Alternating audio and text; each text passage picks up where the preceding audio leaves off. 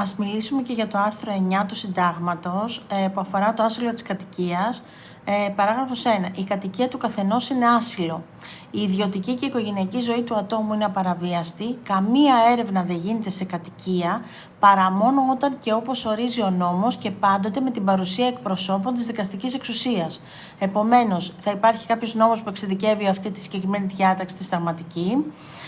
Με καμία περίπτωση δεν μπαίνει κάποιος στο σπίτι μας αν δεν υπάρχει κάποιος εκπρόσωπος της δικαστικής εξουσίας, το θυμόμαστε αυτό. Δηλαδή δεν μπορεί μόνο η αστυνομία να μπει μέσα. Παράγραφος 2. Οι παραβάτες της προηγούμενης διάταξης τιμωρούνται για παραβίαση του οικιακού ασύλου και για κατάχρηση εξουσίας και υποχρεούνται σε πλήρη αποζημίωση του παθόντος, όπως νόμος ορίζει.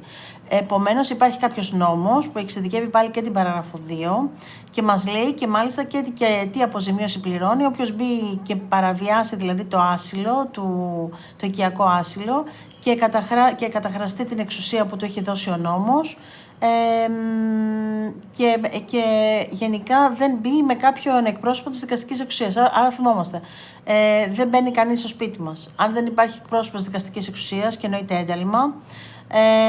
Και βέβαια σε περίπτωση που κάποιος το κάνει, αυτός θα έχει πρόβλημα και τιμωρείται και αποζημιώνει εμάς. Αυτό πρέπει να θυμόμαστε. Καλημέρα και πάλι.